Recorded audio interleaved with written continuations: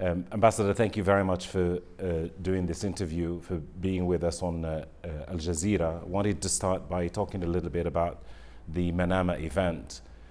You call it workshop. As I'm sure you've heard, there are people who are wondering why is it not called conference? And some of these people are saying semantics are never innocent. Do you agree that semantics are never innocent? No. First of all, Abderrahim, thank you for having me. It's great to be with you. I think this probably is a case of semantics. I'm not aware of any difference. Either way, whatever you call it, it's an attempt to jumpstart the Palestinian economy, and I think that's the purpose and that's the focus. Now, what is the broad headline or the objective, the immediate objective that you expect to come out of Manama? I think a couple of things. I think to identify real-world initiatives that can begin immediately or almost immediately to improve the quality of life of Palestinians. Secondarily, I think to create, if you will, an ecosystem of interested parties, people who have their heart in the right place and have the resources to contribute to really turning around materially the Palestinian economy. Can you talk a little bit about the ABCs for you, what you will be working with that will have come out of the workshop to achieve this objective? Well, look, we start with the premise that the Palestinian economy needs a lot, right? There's West Bank unemployment of about 28%, obviously much, much higher in Gaza. These are conditions that are simply not conducive to creating the type of autonomy the Palestinians wish. You can't govern at 28% unemployment. And so in order to change that, you need a lot. You need infrastructure, you need better technology, you need better access between the West Bank and Israel. You need better access between Gaza and the West Bank. You need technological advancements of all types. And these are things, you put them all together, you do two things. Number one, you significantly increase the quality of life. And I think number two, you create conditions that are far more conducive to people sitting down at a table and negotiating a political outcome. So for people who will take part in the workshop in Manama, what incentives do you think they have to actually come up with the money or to come up with the investment that's supposed to go into the Palestinian economy, as you say? Well, I think everybody who's there is there for the same reason. Creating a more transparent, more flourishing, more optimistic Palestinian economy, Palestinian environment, creates much better dynamics for peace. Peace between Israel and the Palestinians is an outcome that I think many in the region desire, certainly the United States desires, I believe Israel desires. So I think everyone is there for the same reason. So the Palestinian delegation or the Palestinian Authority will not participate in the workshop. How much of a challenge is that for you? I think it's a significant challenge. It's very disappointing. I think it's a terrible mistake. We have a hard time understanding what possible risks, downside if you will, could come from attending a conference where the sole purpose of the conference is to finance infrastructure and other positive projects within the West Bank and Gaza. It's their decision. We have to respect it. But there will be I believe, a significant showing from the Palestinian business community, and we'll work with them as best as we can. So the Palestinian Authority will not attend the workshop. The Israelis will not attend, at least official Israelis. There are people who say that this whole initiative is now stillborn. Do you agree with that?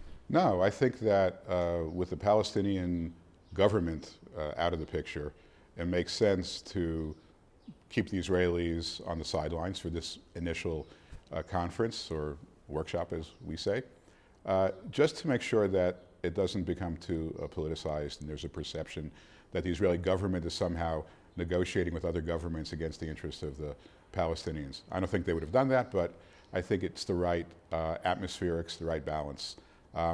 It'll change, I think, over time. But if the Palestinian Authority is not attending, then how can the workshop succeed, given that you have designed the workshop, as you say, specifically to serve the economy of the Palestinians? Well, look, I don't know that the Palestinian Authority is the last word on on how to create a better life for the Palestinians. The Palestinians themselves should have a say in that. We intend to be very open and candid with the Palestinian people about what's being proposed. The Palestinian Authority, I think, has a lot to answer for in terms of how they've managed the finances of the Palestinian people. And I think the Palestinians deserve a better opportunity, and we're hoping that as in most countries, the people's wills, legitimate desires of the people, ultimately achieves a political voice. So the Palestinians and others who support the Palestinians, whether in the Arab world or outside the Arab world, are saying that the Manama workshop is designed to replace the principle of land for peace and replace it with money for peace. Is this a concern for you? It's a concern because as many times as we say that that's not the case, we keep hearing that from the Palestinian Authority. There's two parts to solving this problem. There's a political part. We acknowledge that. We have to deal with it. The Palestinians have aspirations. They have to be addressed. The Israelis have issues. They have to be addressed. This conflict needs to be resolved on a political level. But in order to create the momentum, to create the space, and to create the platform for that success, we do need significant improvement in the economy. That's the only way that people on both sides will have faith that there's the opportunity for real peace. I don't mean to repeat myself, but you can't make peace with a society with 70% unemployment or even 30% unemployment, because those relationships won't survive under that type of economic pressure. But it could also, there are people who also are wondering, why didn't you start with the political aspect of this, since the Palestinians, they say this is about their rights that they've been asking for about 70 years now, and then move on to discuss the economic aspect of the equation? I think for two reasons. Number one, I think this is fundamental. I think it has to be established. And I'm not just talking about money for electricity or money for better water facilities. I'm also talking about creating the types of institutions that permit people to have confidence in the legal system, in the justice system, in the financial systems. It's very hard to produce what the Palestinians want without getting there. So I think it's fundamental.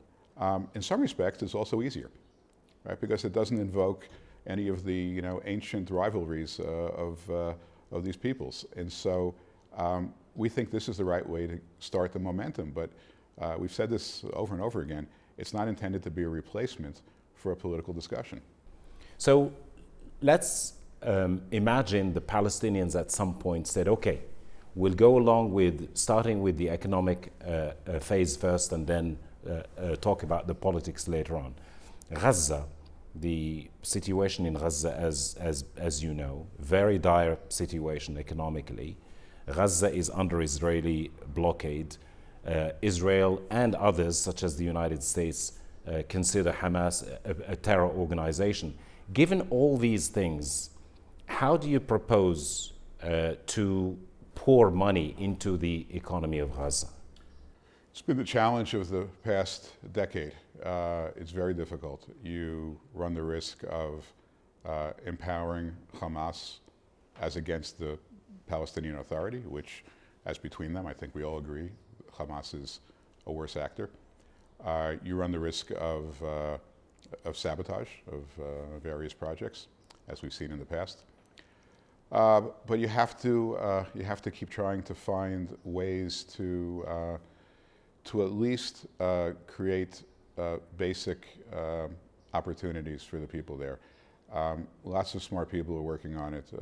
We've worked a lot with the United Nations on this. It's a really difficult challenge where we have a bunch of ideas and we're going to keep pursuing them, but as long as Hamas, which is I think about 30,000 terrorists, holds 2 million people hostage with no freedom of expression, virtually no freedom at all, as long as they're in place, it's an enormously challenging situation. So do we assume, Ambassador, that as long as Hamas continues to reign in Gaza, and seen the way it is seen by yourself and the Israelis, the chances of what you're working on to succeed is very minimal, either economically or politically? Well, I certainly agree with you that there's no political solution on the horizon with Hamas. If there's going to be a political solution, it will require the Palestinian Authority will have to become the governing body both in the West Bank and Gaza. There's no question about that. Economically, there's two parts to your question. One is the humanitarian aspects of economic health, which we'll try as hard as we can for as long as we can in any way that we can to increase the electricity, to improve the quality of the water, improve the quality of the sewage system, to do whatever can be done within the limits of Israelis' security needs to make those people happier and healthier.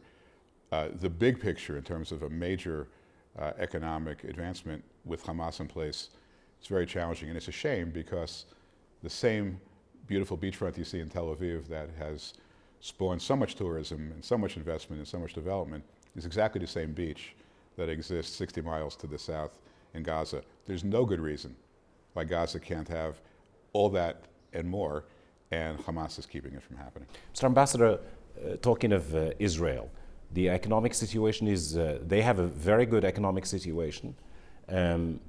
They have basically obtained the recognition of the United States for Jerusalem as the capital of Israel. They have even got the recognition of the Golan Heights by President Donald Trump as part of Israeli sovereignty. And therefore, there are people who will argue they've got everything they need, they've got everything they want from you. What's the point of even pursuing now this deal that you are pursuing, whether in its economic or in its political aspect? Well, I don't think Israel has everything it needs. It has the recurring conflict in Gaza, which we all know creates significant security risks and disruption. They have ongoing conflicts with the Palestinians generally. They have 450,000 Jews living in the West Bank whose status is unclear, that I think it should be cleared up. No one should have to live under a cloud. You're right about the fact that Israel has a thriving economy, one of the best in the world.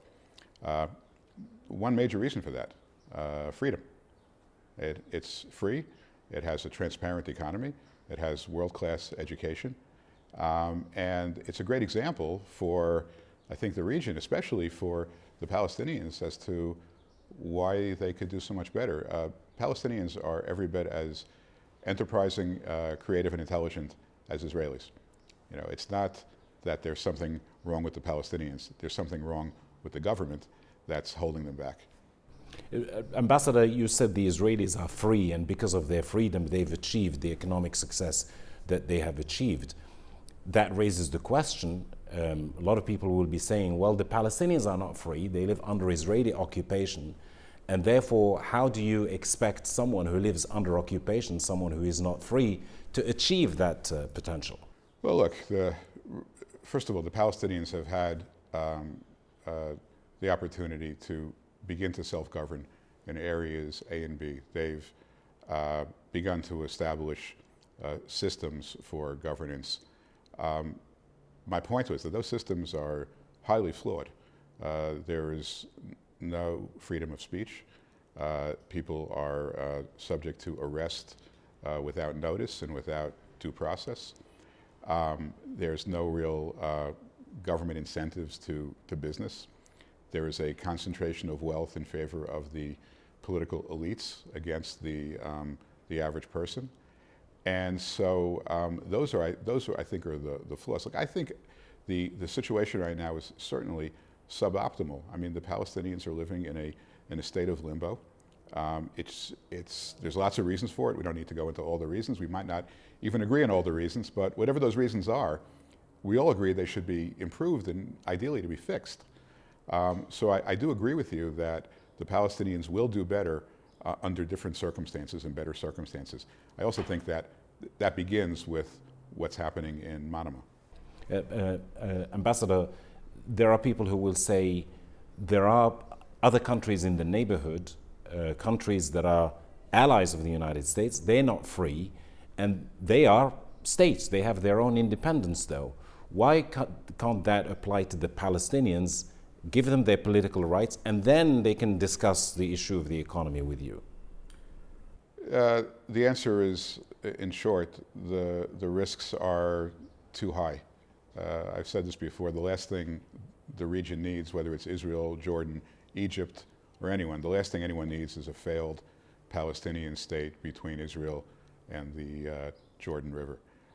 It could be overtaken by Hamas, it could be overtaken by ISIS, it could be overtaken by Al Qaeda.